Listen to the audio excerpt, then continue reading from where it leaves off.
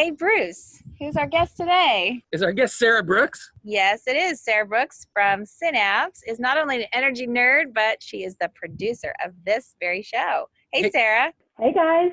I hear you're bi-coastal this week. Oh, yeah. We're enjoying the San Francisco sunshine right now. What are you going to tell us about today, Sarah? I'd like to chat with you guys about the way we communicate climate issues, especially in these days when things are so polarized. It's really important to think about how we frame and how we communicate these issues that can so often feel out of reach and out of touch and very much into the future.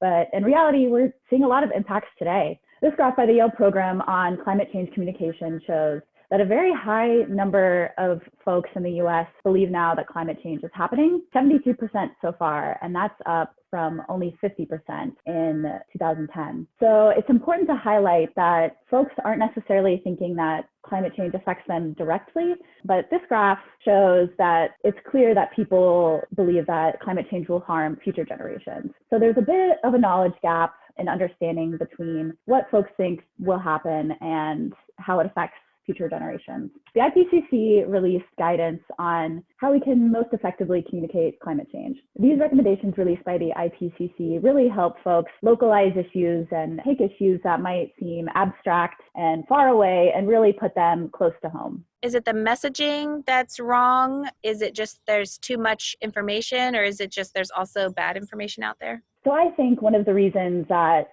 folks aren't necessarily getting the full picture of climate change is a lack of a standardization of communications. A lot of this chat happens from activists and things you might see on the news, but there's very little federal and local coordination on climate programs that interact with the public. I think one of the biggest opportunities we have to help folks understand the localized issues of climate change more is really integrating these issues into early education, for example. Another way to localize climate issues is by reaching out to folks that already have an established line of trust within a community.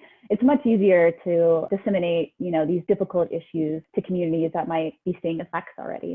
One of the things I've noticed is that young people and, even young kids seem to get it, whereas a lot of the ignorance is among, old folks like us. Unfortunately, this is true that younger folks are doing some of their own research. They're really taking the reins on these issues, which is great. But, we don't want to leave a high percentage of the population out of the conversation. We really need to be talking, family dinner tables even. I know that seems extreme, but, it can be a great learning opportunity for everybody. Sometimes I get discouraged when I think about how anti-science America seems to be, or a lot of America, and even, the number of Americans who don't believe in evolution. And it's like, how is this population ever going to get it for something as important but abstract as climate change? I totally get that. I agree that consensus on, what we really know is not where we need it to be. Especially being from Texas, I received very, very little, if any, education on climate issues or even the climate system in general, how things are working. So I think that's a big source of the education gap between, older folks who might not, necessarily believe it's happening or, it's human caused. So education is a really great opportunity for folks to connect on, what's happening in climate change and how it really will directly affect your life. And back to what you were saying before, though, about the communities connecting with people that are already trusted leaders, I think the trust is really lacking, but it kind of has to happen at the local level. And also the people in those communities are the ones who know how each community is actually going to be affected and what messages will work, what languages are spoken there. I mean, there's so many things that are important locally, even though, the local emissions may not be the thing that's actually causing the change, right? It's a global issue. Yeah, exactly. That's why localization is so important. Once you get into a community, they are the experts on their community. A quote that I think really is reflective of the way we communicate climate issues is this quote by Dan Kahan. "Never have human societies known so much about mitigating the dangers they faced, but agreed so little about what they collectively know."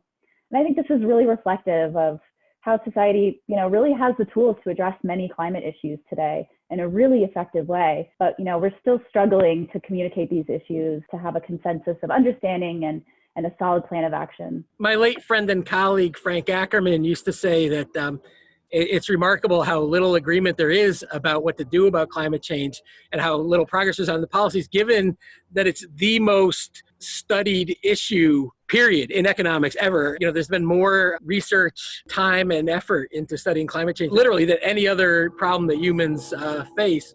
And yet we can't seem to get off the dime. It is pretty wild. We do kind of need a kick in the butt on these issues. Definitely. Go ahead, Jeannie, kick them in the butt. Well, we're trying every day. It's really good to see you and nice chatting with you. Thanks for being on your show. Happy to be here. Thanks for watching. This is Energy Nerd Show and Tell. It's the show that we want to watch, so we're thinking maybe some of you energy nerds want to watch it too. If you do, then tell your friends and subscribe right around here. Click there.